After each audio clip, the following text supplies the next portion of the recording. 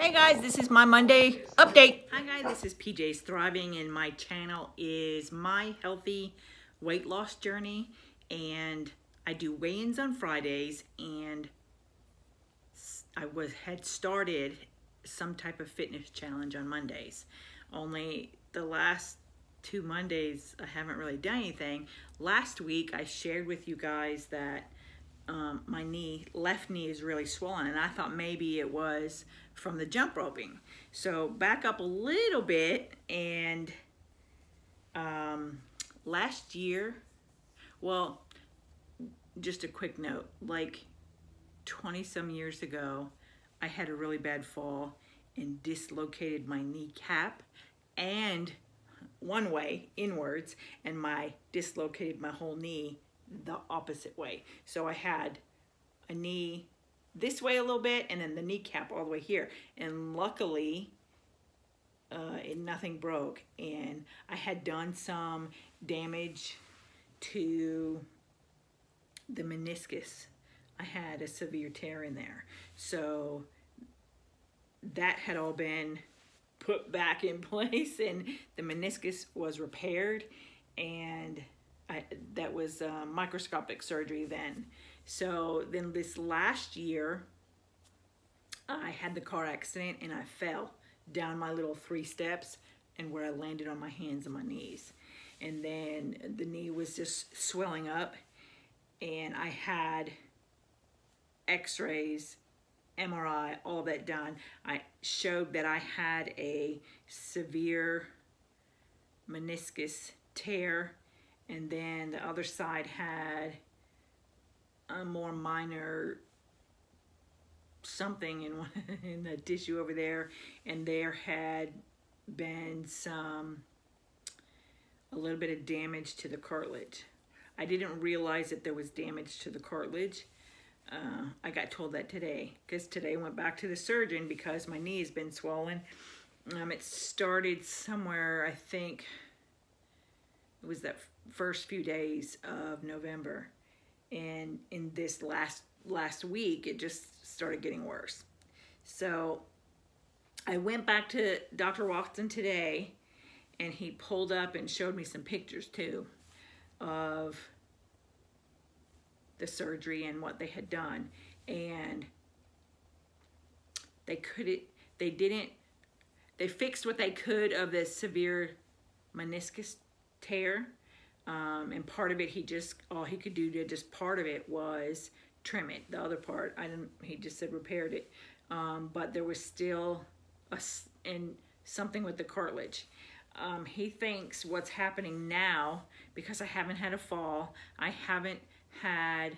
he said the jump roping, as long as I was doing it, the right way, would not have, it would aggravate it, but it would not have caused it like damage or to tear the meniscus again. The meniscus usually gets torn with some kind of a twist or blunt trauma.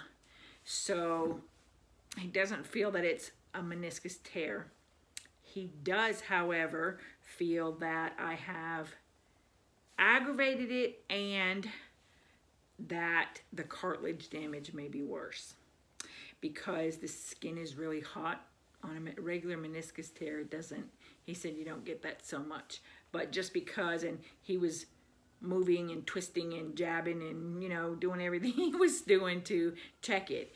And from how can feel whatever moving in there, he thinks that there is the meniscus damage that was already there when they did the surgery this last year has gotten worse, and it's affecting my knee more now.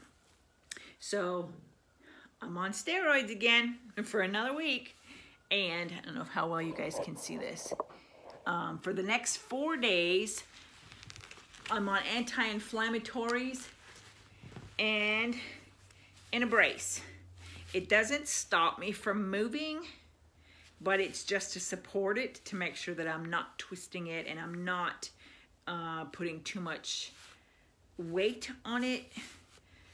Just wants me to be careful, let it rest, let the anti-inflammatories do their job. I've been on them. The swelling is going down, but by the end of the day, it's just really swelling even more. So I have to wear this for 4 days. It doesn't keep it, like immobilize it, but with the steroids and the anti-inflammatories and the brace for support, we're gonna see if that works. If it doesn't, then next week he's gonna do some injections and start me on, he wants to start me on physical therapy again. But because I had so much physical therapy back in January and February and March and April, I don't know if my insurance will pay for any more physical therapy this year, but we're close to getting closer to the end of the year, so we'll see. So if there isn't any kind of improvement by next week, then I'm going in for another MRI, and depending on if it is the cartilage, it could be anywhere from 8 to 12 weeks that I can't do sports, can't do any kind of physical stuff with the knee. Bella, come here, get down, come on.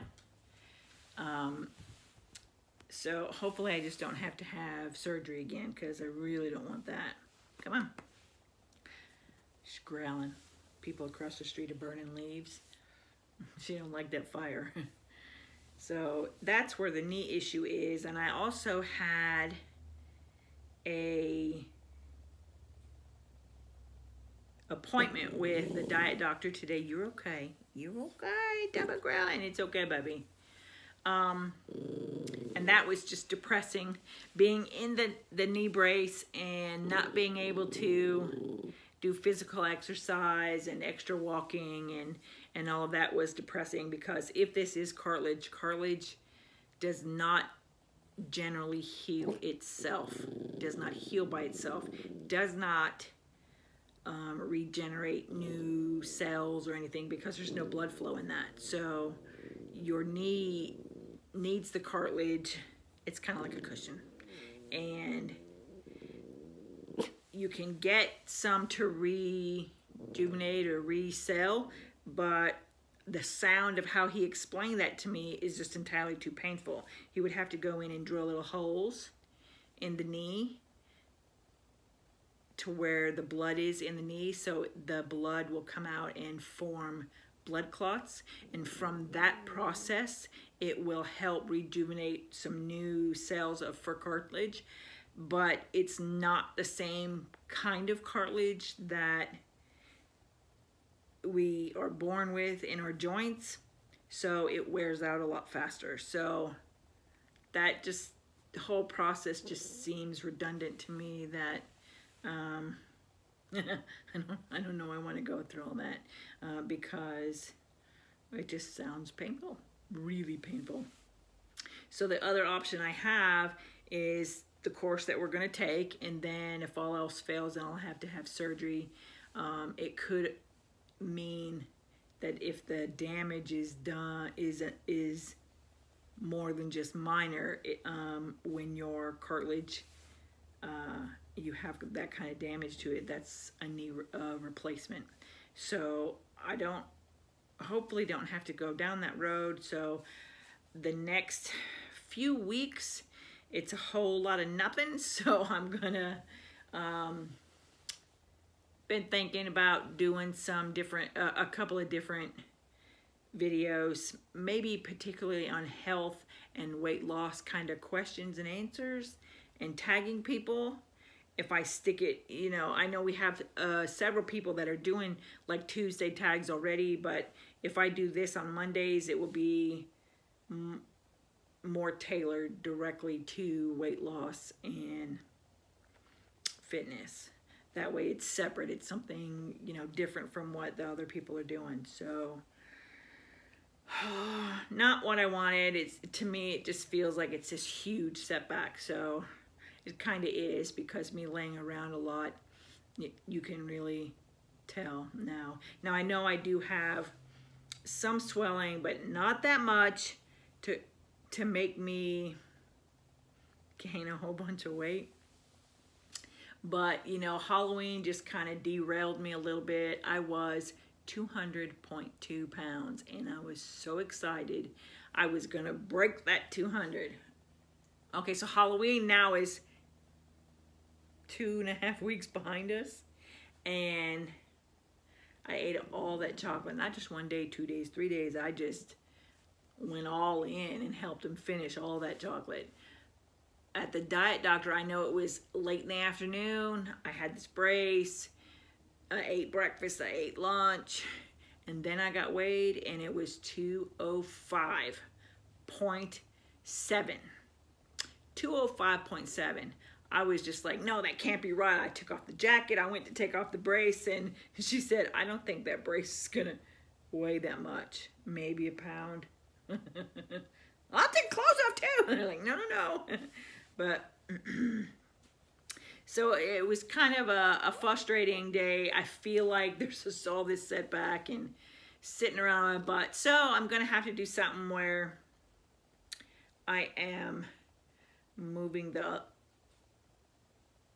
from the knee up part of my body, some kind of fitness, some kind of Wii, or something I can do sitting, or I'll figure something out, but I'm going to do something.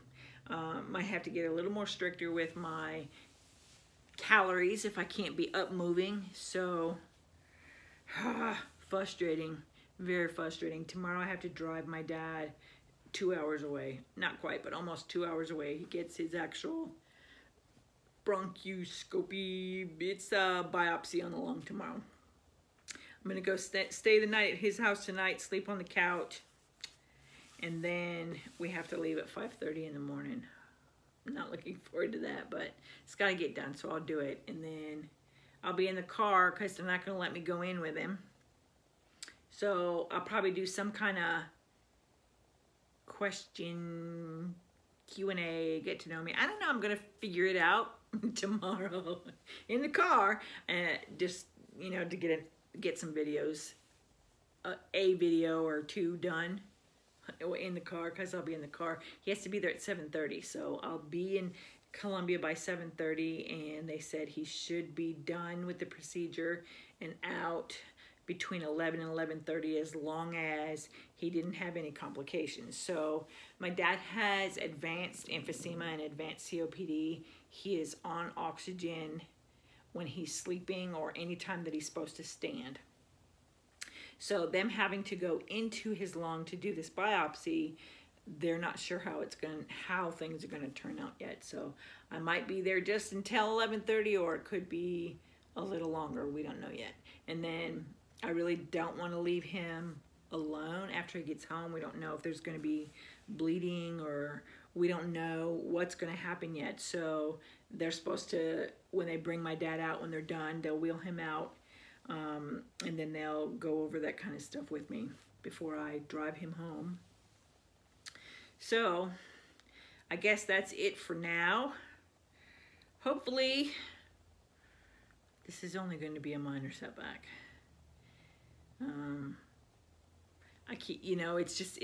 I think it's this whole year, 2020, it's just been messed up in all aspects, and looking around at people. And you know, I had to go to Walmart today, get a few things for my dad. I went ahead and got the stuff that we're gonna have for Thanksgiving, so I don't have to go back to the store next week. And people are already in the stores panic buying again. There were signs up, limit 1, limit 2 on all this stuff. The toilet paper aisles in Walmart are already 3/4 empty. I mean, them shelves are being wiped clean. The cleaner aisle never recuperated fully, but it started getting stuff back. And when I went down that aisle today, nothing. Nothing. So I got a few things. Got a few things for my dad's. And hopefully we just don't have to go out, because we're not letting my dad go out right now anyway. But, you know, he can't afford to catch this virus. So, getting ready to, I guess, take a little home vacation for a little while. That's it for today. I just want everybody, please stay safe, wear your mask. Think about other people, think about yourself, that you may feel like you don't need it, but if somebody coughs or sneezes and you don't know it, they could have been there 2 seconds or 2 minutes before you were in that grocery store aisle or gas station, and they could have the virus and not even know it. And their breath could be lingering and you walk right into it. So, and then you inhale when you breathe. And that's, it's a complicated virus, so people, please be careful. You may be healthy and strong enough to get through it, but think about who you breathe around as you go through the rest of your day. Elderly people, neighbors, children, family, grandparents, kind of, people that have underlying conditions. So please, please, people, be responsible, do your part, wear your mask, stay safe, and I'll see you guys tomorrow. Thanks for listening. Have a great week. Bye.